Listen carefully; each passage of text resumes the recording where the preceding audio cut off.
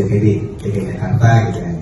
Yang belum kenal ya ada Pak Iwan sebagai sekretarisnya di DPD. Beliau juga sebagai anggota LKS tripartit di level provinsi. Pak Iwan tadi baru memberikan sambutannya. Terus ada Pak Dede di belakang bendahara DPD. Isu-isu yang ada di Munas waktu itu terkait Undang-Undang 11 terus berganti dengan Perpu Nomor 2 2022 terus akhirnya disahkan di DPR MPR terkait menjadi Undang-Undang 6 2023 yang kurang lebih isinya sama gitu kan ya. Isinya sama, hanya copy paste dari Undang-Undang 11 2020. Isu itu secara detail memang kalau secara detail masuk ke dalam program kerja isi dari Undang-Undang 6 itu tidak terbahas, tapi memang secara keseluruhan peserta Munas sangat memahami dan mengetahui bahwa itu sangat menyengsarakan buruh. Bagaimana itu tidak terjadi lagi dan bagaimana akhirnya itu bisa kita rubah akhirnya atau batalkan atau tidak ditunda dan sebagainya, itu menjadi isunya akhirnya di Munas itu sendiri.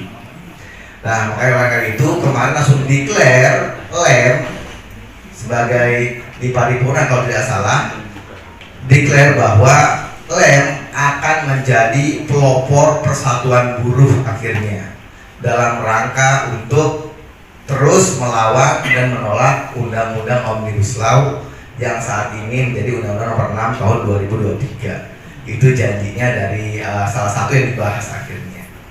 Kalau isi detailnya secara undang-undang nomor 6 itu teman-teman juga sangat mafhum, teman-teman yang di peserta Munas itu pasti imbasnya semua ke anggota, terutama pengurus PUK yang tadi sebetulnya salah satunya adalah akan susah nantinya menjadi mencari kaderisasi menjadi pengurus serikat pekerja.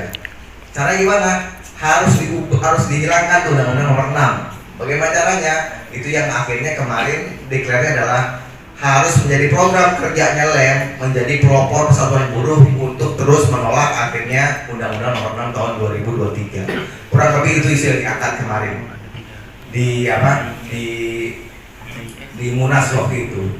Apa detail bagaimana akhirnya PUK untuk menghadapi itu semua secara detail, secara rigid tidak terbahas, tapi kita bahas secara besarannya saja. Kurang lebih begitu. Terima kasih. Assalamualaikum warahmatullahi wabarakatuh. Semangatnya luar biasa. Di Jakarta itu DPD memang sengaja mengumpulkan teman-teman DPC untuk hadir di sana. Lalu dibagi beberapa komisi. Di komisi A itulah dibahas masalah ADART. Semangatnya luar biasa, semangat perubahannya luar biasa gitu.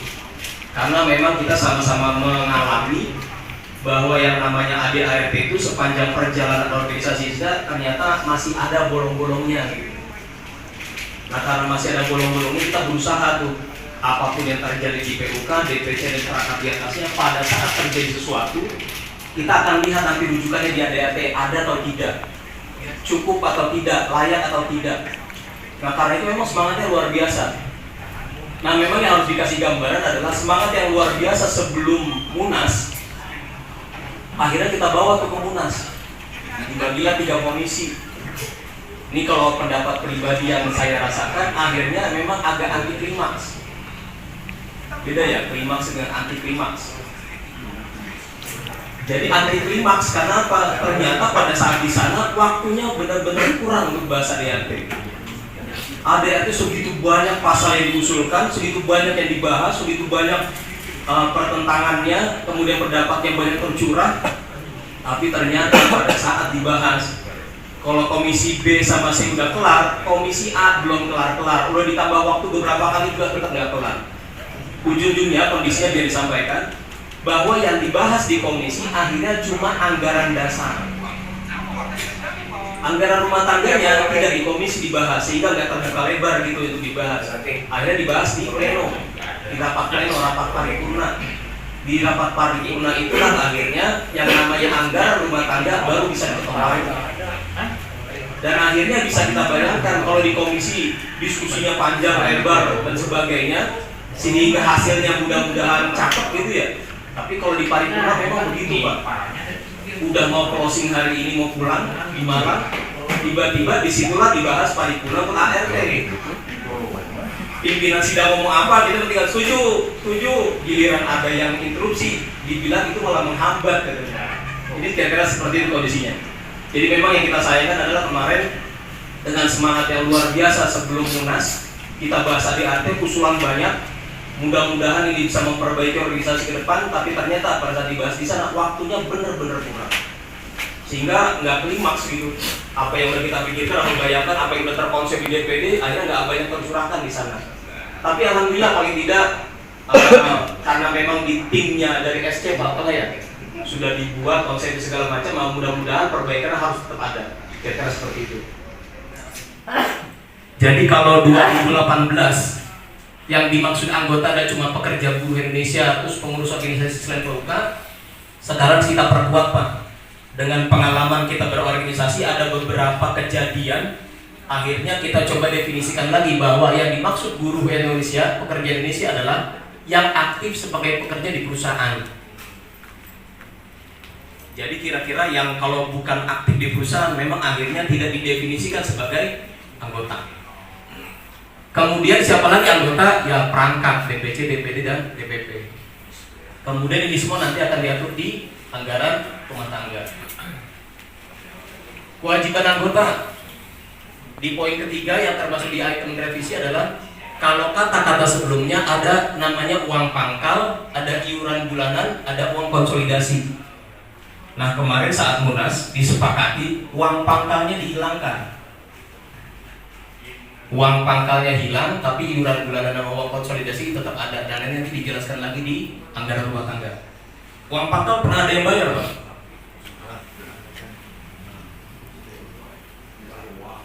Apa belum tahu juga kalau ternyata ada uang pangkal gitu.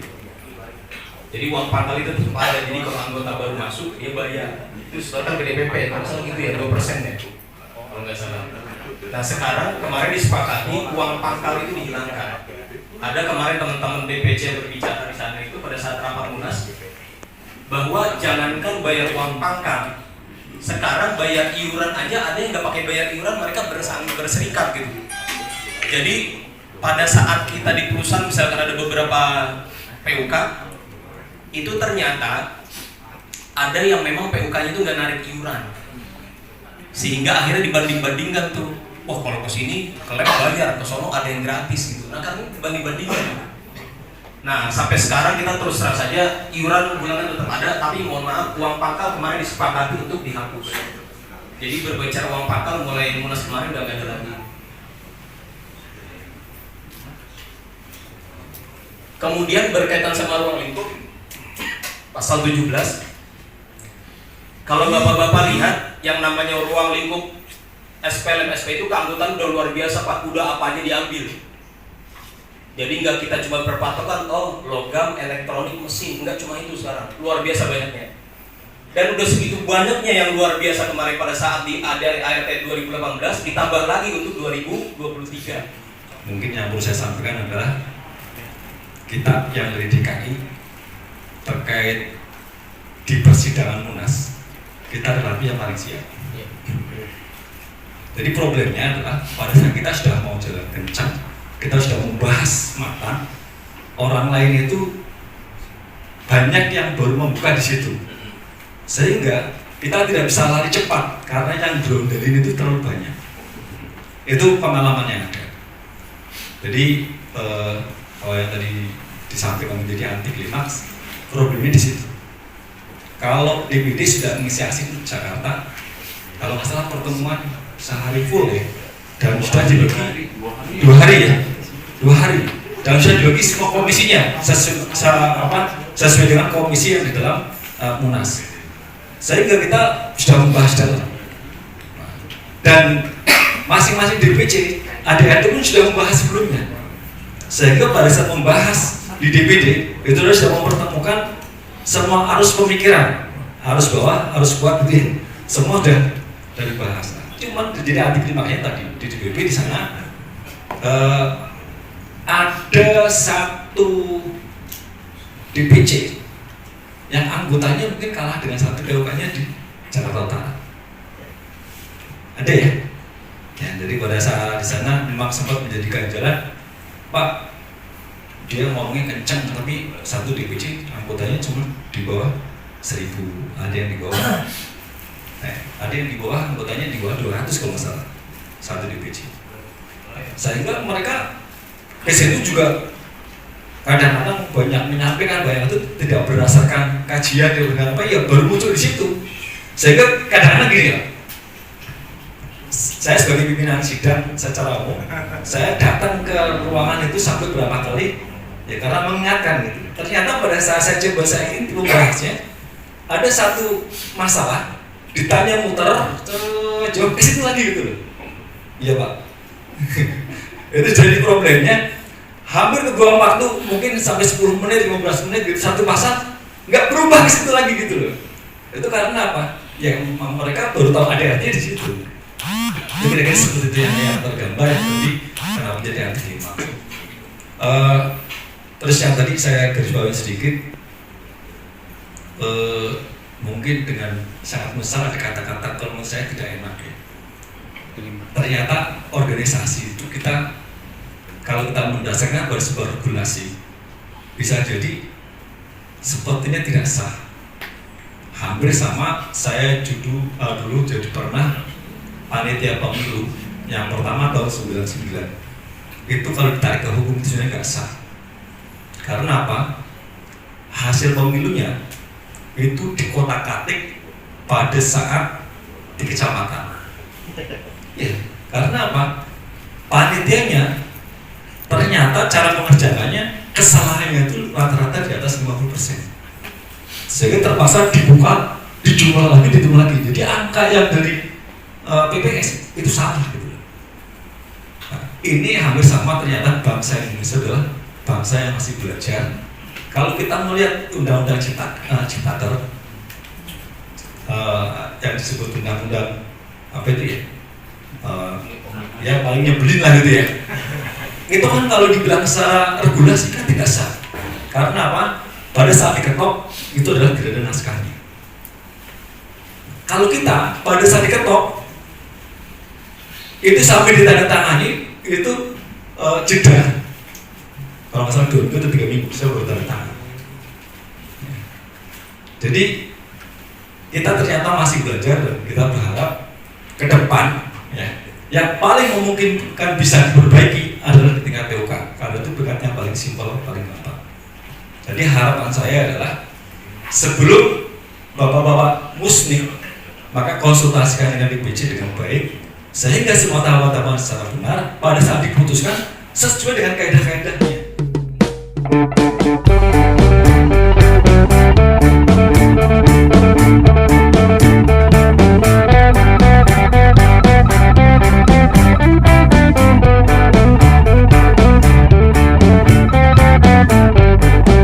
Kami buruh FSPLM SPSI berjuang dengan keikhlasan hati, membela hak asasi dengan sejuta aksi, satu tekad menuju ridho ilahi.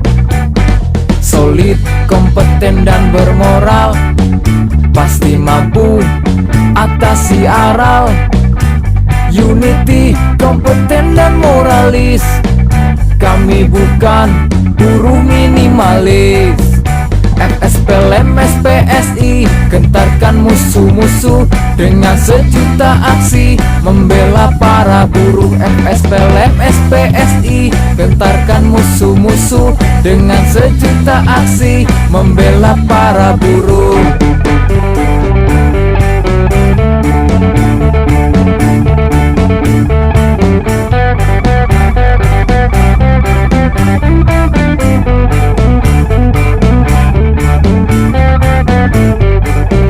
Satu komando, satu perjuangan, bergerak tegakkan keadilan. Satu komando, satu perlawanan, bergerak wujudkan kesejahteraan. FSPLM SPSI gentarkan musuh-musuh dengan sejuta aksi, membela para buruh. FSPLM SPSI gentarkan musuh-musuh dengan sejuta aksi membela para buruh FSP Lem SPSI. Gentarkan musuh-musuh dengan sejuta aksi membela para buruh FSP Lem SPSI. Gentarkan musuh-musuh dengan sejuta aksi membela para buruh.